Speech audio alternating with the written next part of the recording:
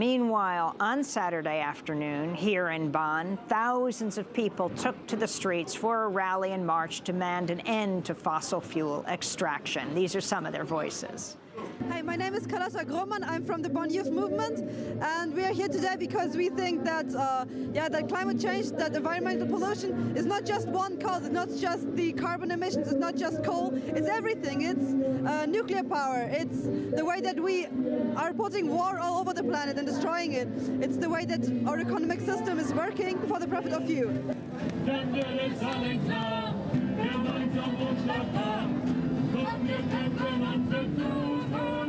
My name is Avilés-Vázquez. I came from Puerto Rico to be here in Bonn. Part of the reason I'm here is the Caribbean just got hit with 2 major force hurricanes, and we had unusually high activity of hurricanes, particularly part of the effects of increased temperature due to climate change. And while we're living and struggling through the effects of climate change, the decisions that are causing it are being made here. And I'm hoping by being here, we can kind of highlight the struggles that we're going through, what climate change is doing in the now. This is not something to prepare for in the future.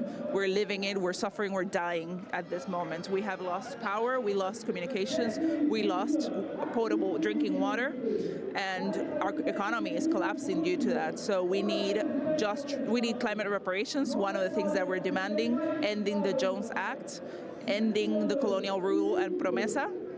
We want to be able to work, trade, and heal with our Caribbean sister islands like they have offered to help, but the U.S. has told them no.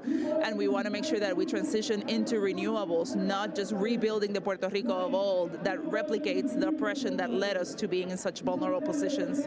Just as we flew here from the United States, we saw whatever power was restored to San Juan. When we were in San Juan, there was some pockets of electricity that once again, San Juan has been plunged into darkness. That's just San Juan, which is the most successful in returning electricity. Correct. That's actually been one of the most painful things about being here, is seeing that whatever little progress was made, we set up a couple of steps back. And it's important to highlight that that was the one line that Whitefish fixed. And not only that, Whitefish got that contract because their owner or someone has stocks that's a Trump donor.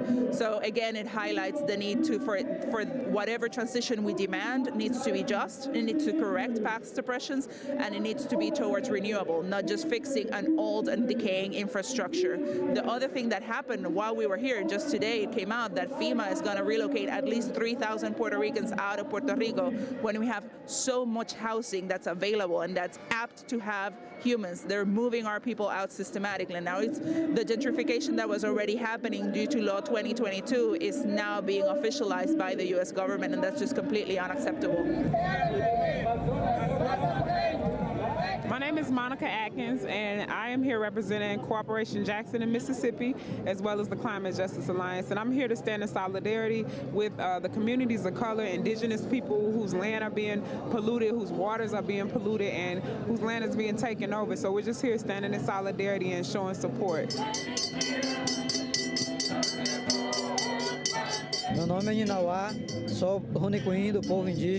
My name is Chief Ninwa. I am from Acre, Brazil, with the Hunikui people. I came to bring a message from the forest to this climate conference. This message is of life, love, peace, and hope. We believe that nature should not be commercialized for big capital. We came here to demand respect for human beings, for the water, for the forest, and everything that depends on the forest. My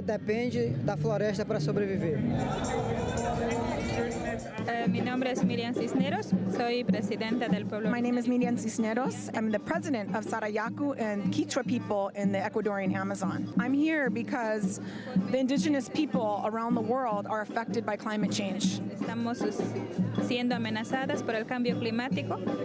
Es por eso que nosotros... And we came with the proposal, the Living Forest proposal, to advance this call for the living forest, but also to join forces and gain solidarity from other people, other movements, and so that we can unite and be in this fight together.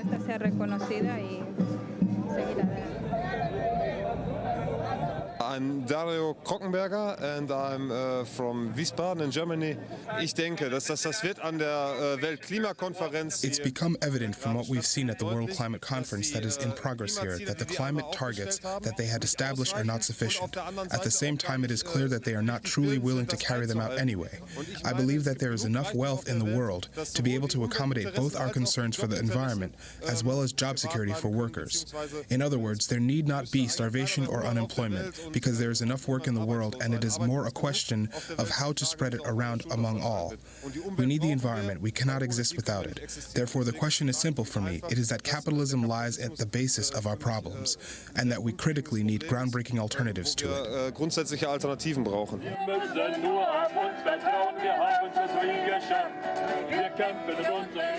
Voices from the streets of Bonn, Germany, here on Saturday.